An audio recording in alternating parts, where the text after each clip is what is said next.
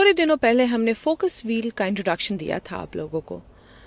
Focus wheel में हम जो भी डिज़ायर है उसे बीच में लिखते हैं और उसके आसपास वैसी चीज़ें नहीं लिखते हैं जो हमें बिलीव नहीं होती है, हम वैसी चीज़ें लिखते हैं जो बिलीवेबल है। और ये एनालॉजी वहाँ से निकली थी जब एस्टर बचपन की चीज़ें याद करती है कि वो कैसे मैरी गो राउंड पे चढ़ती थी अपनी फ्रेंड्स के साथ, और उन्होंने नोटिस किया कि जब वो मैरी गो राउंड बहुत तेज़ तेज़ तेज़ तेज़ चल रहा होता है तो उस पर चढ़ना बहुत मुश्किल है, लेकिन अगर मैरी गो राउंड धीरे धीरे स्टार्ट कर रहा है और तभी चढ़ गए तो फिर वो धीरे धीरे तेज भी हो जाता है, तो मैरी गो राउंड का मजा आता है। वैसे ही डिजायर के भी साथ होता है।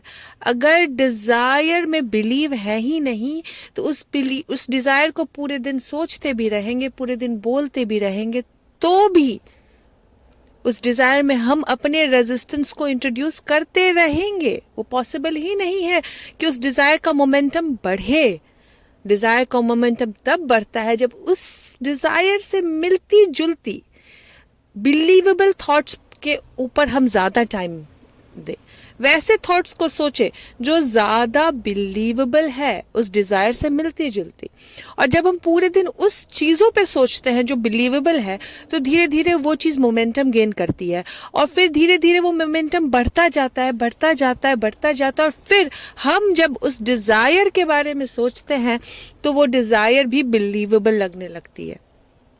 आप बोलोगे कि नहीं, मैं थिंकर हूं, मैं थिंक करना जानता हूं, मैं थिंक कर क्यों नहीं करूंगा अपने डिजायर के बारे में, मैं क्यों उस चीज से मिलते जुलती चीजों के बारे में सोचूंगा, क्यों नहीं वो सोचूं जो मुझे चाहिए। मैं ये नहीं बोलती हूँ कि थिंकर तुम नहीं बनो, ये नहीं बोलती हूँ कि तुम वो चीज नहीं सोचो जो तुम चाहते हो सोचना, बट शुरू में अगर तुम बिलीव के बिना उस चीज के बारे में थिंक करने लगोगे, विजुअलाइज करने लगोगे, अफर्म करने लगोगे, तो उस चीज में तुम साथ में साथ रेजिस्टेंस इंट्रोड्यूस करोगे। तो बेस्ट वे क्या है? मोमेंटम क्रिएट करना। मोमेंटम कैसे क्रिएट होगा? तुम्हें उस डिजायर से मिलती जुलती ऐसी चीजों के बारे में सोचना है जो बिलीवेबल है तुम्हारे लिए।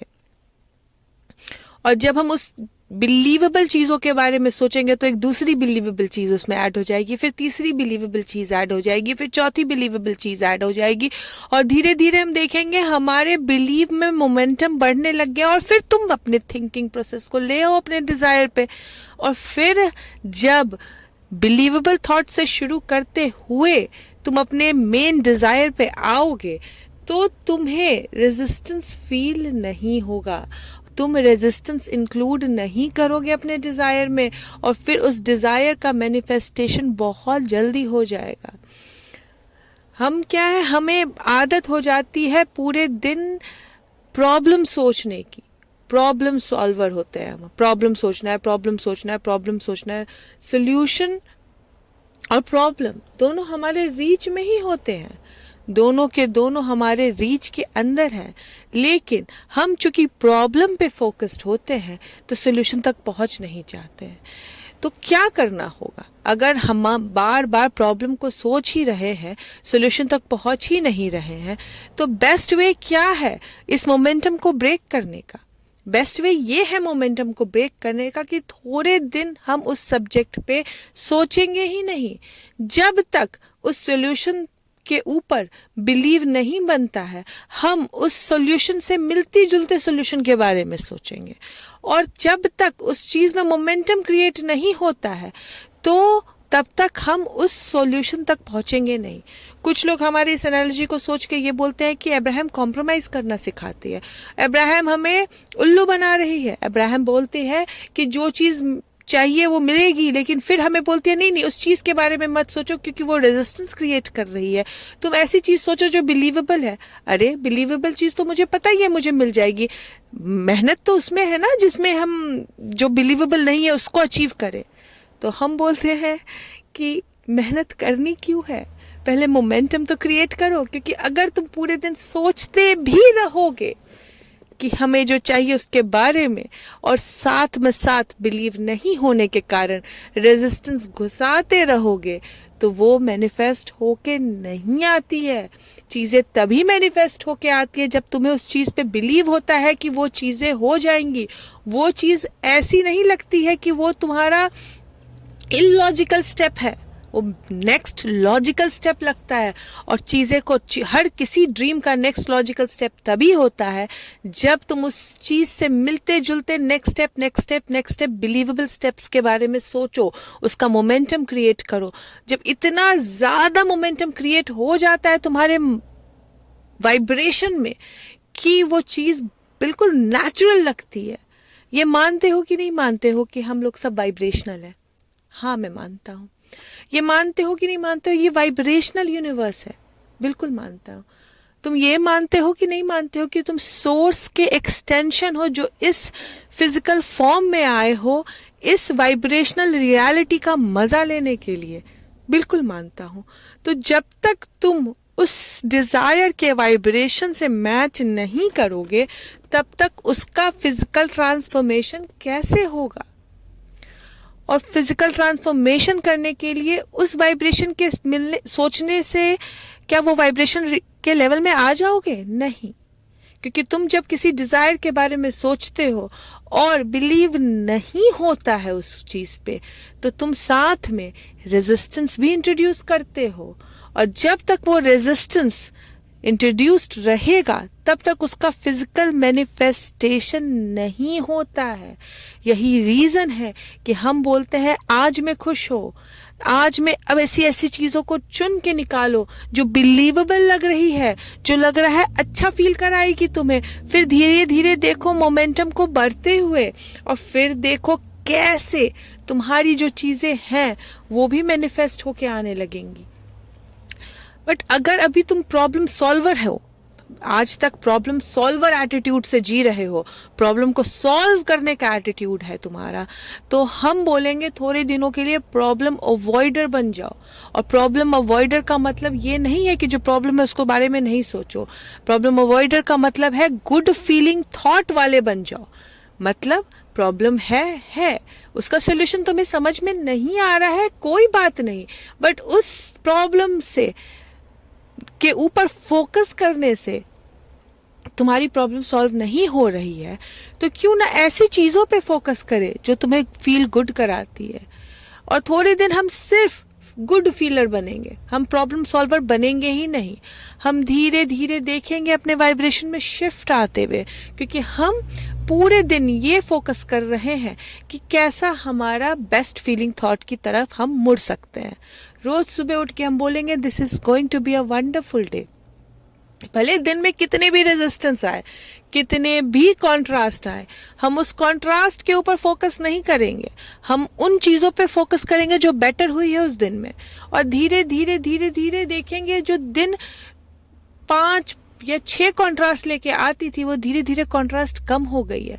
फिर दिन में 1 कॉन्ट्रास्ट आएगा, शायद फिर 4 दिन में 1 कॉन्ट्रास्ट आएगा, फिर शायद हफ्तों में कॉन्ट्रास्ट आएगा, फिर वो कॉन्ट्रास्ट साल में 1 या 2 कॉन्ट्रास्ट में बदल जाएगा।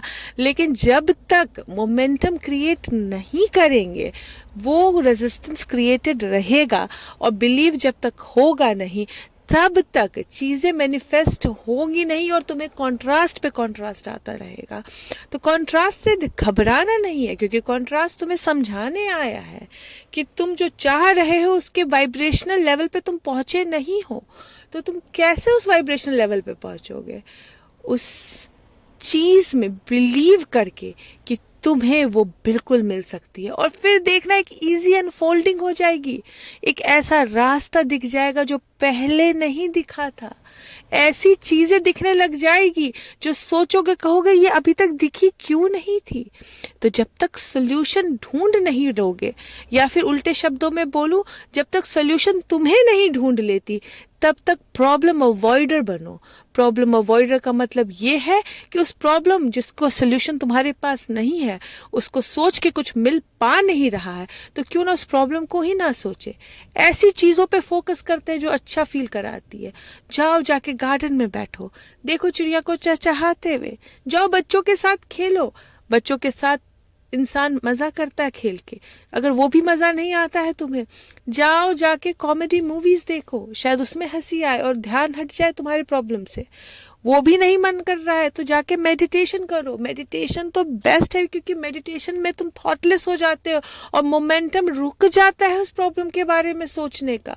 अगर मेडिटेशन से भी रिलीफ नहीं मिलता है तो जाके सो जाओ। अगर सोने से भी रिलीफ नहीं मिल रहा है, अगर उठते के साथ वही मोमेंटम में तुम उठ रहे हो, जो कि पॉसिबल है, क्योंकि सोने से पहले अगर तुम प्रॉब्लम वाली मोमेंटम में सोए हो तो उठोगे तो प्रॉब्लम वाली मोमेंटम में ही होगे। वॉक पे जाओ। अपने आप को डिस्ट्रैक्ट करने की एबिलिटी तुम्हें ढूंढनी होगी, क्योंकि प्रॉब्लम सॉल्वर्स जो होते हैं कॉन्ट्रास्ट लेके आते हैं। प्रॉब्लम सॉल्वर जो होते हैं रेजिस्टेंस इंट्रोड्यूस करते हैं, और जो गुड फीलिंग थॉट वाले लोग होते हैं वो एक स्मूथ पाथ ढूंढ लेते हैं अपने डिजायर को मैनिफेस्ट करने की। तो आज से उस सब्जेक्ट जिसमें बहुत ज़्यादा रेजिस्टेंस है, जिसमें बहुत ज़्यादा बिलीव नहीं है तुम्हें कि तुम्हें मिल सकती है, से मिलती जुलती इजी चीज़ों के बारे में सोचो जो बिलीवेबल है, और फिर देखो मोमेंटम को बढ़ते हुए। और फिर ये नहीं बोल रही हूँ कि जो चाहिए वो सोचो ही मत। जब मोमेंटम बढ़ जाए, जब बाकी चीज़ें बिल्कुल बिलीवेबल लगने लग जाए, तब उस चीज़ के बारे में सोच के देखो बिलीवेबल लगा कि नहीं।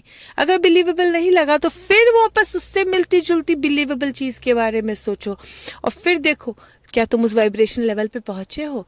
और जैसे ही तुम उस वाइब्रेशन लेवल पे पहुंचोगे और उस चीज़ के बारे में सोचोगे तो क्या होगा?